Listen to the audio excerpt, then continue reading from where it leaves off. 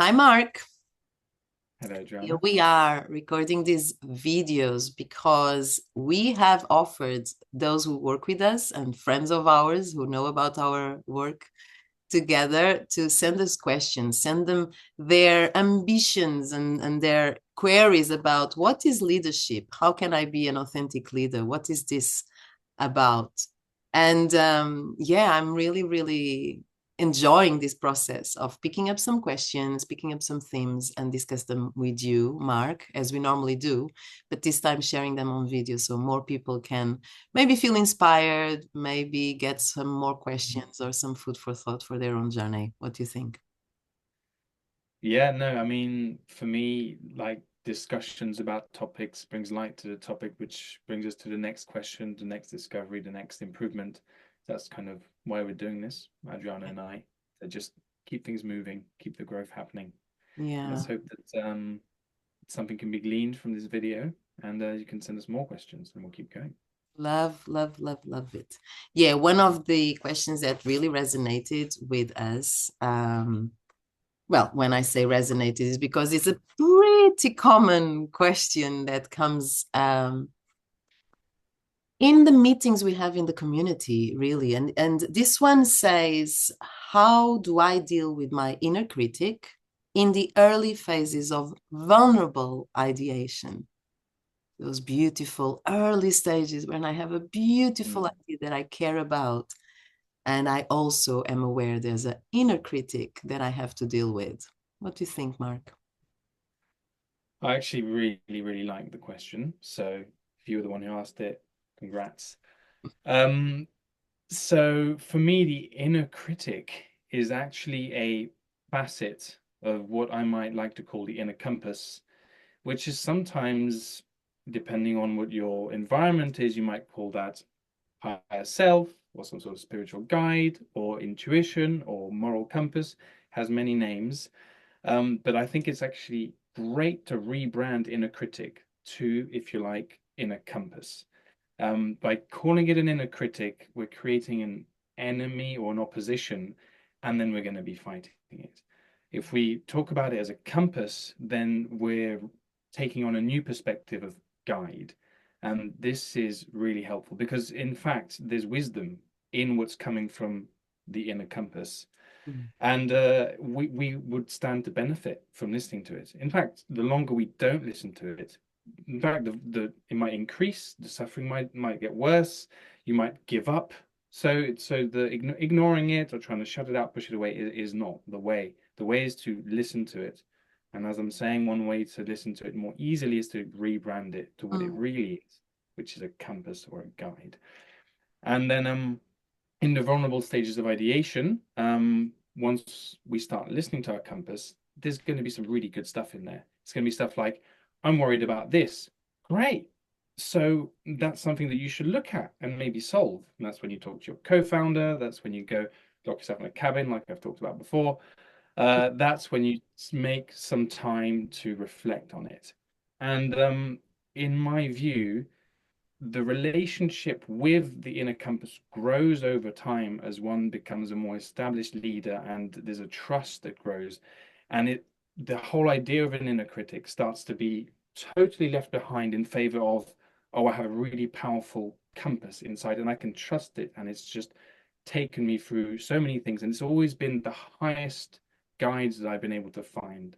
And it is fed by what you hear, your conversations, your fears, and so forth. And that's okay. Mm. That's my view, Adriana. What do you No, think? it's lovely. So basically, you're talking about first, rebrand it.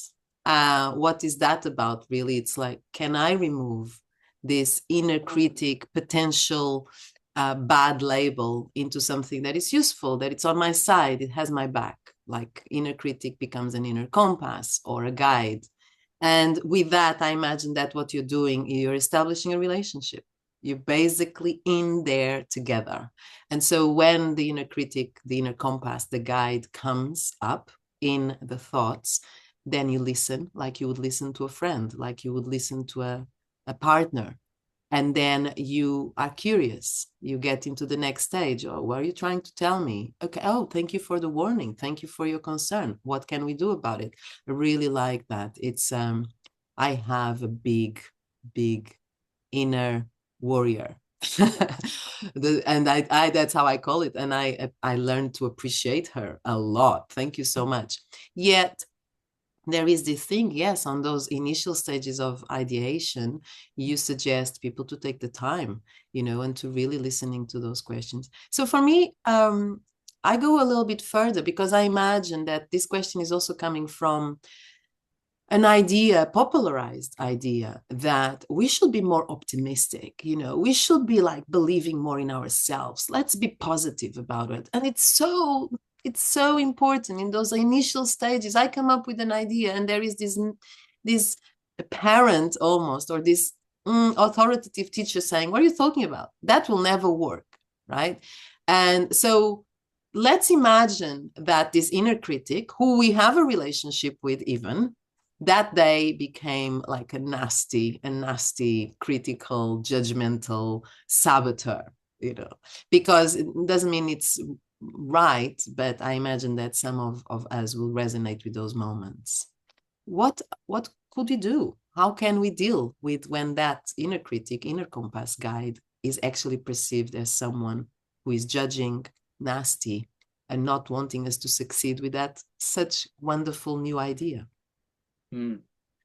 Yeah, okay. So I would say, oh, hey, inner compass, you're being a bit hard today, but cool. I'm here for it. I'm here for it. What's the issue? And the inner compass might say, well, this idea is not going to work. And I say, okay, well, why not? Why not? Why is it not going to work? And I can journal this. Oh, I think it's not going to work because of this. And that is going to be an insight because there is probably a weakness there. And then you yourself can be like, okay, maybe I can do something about it. Or you might come to a conclusion, oh wait, actually there's a lot of holes in this. Let's come up with something new. And this is a great creative process. So again, team up with the inner compass. Amazing. Exactly. Team up. I really like, so again, it brings me to something that I normally bring in our relationship coaching, right? One of the things I bring is this idea that that it's in a relationship there will be conflict, and conflict can bring confrontation, and we can have less availability. We can actually try to avoid that confrontation with the person we are in a relationship with. And so often what I say is stay in connection within the disconnection. And this is what I think you are saying for us, telling us to do with our inner critic compass guide wisdom is, okay, I actually don't like the way I'm feeling about you today. I really feel judged. I feel once again I'm sabotaging my idea of putting this in place. What can I do about it? Can we be in this relationship together? What is needed? I really like that. And then so that, in fact, I think then for those who are listening to this, they may have different practices to us. They may not be used to journal so much. And I think you so often highlight the importance of really reflection and deep reflection. I have the same. I have to say that I have established a really amazing relationship with my several saboteurs. In fact, that's a work that I really recommend.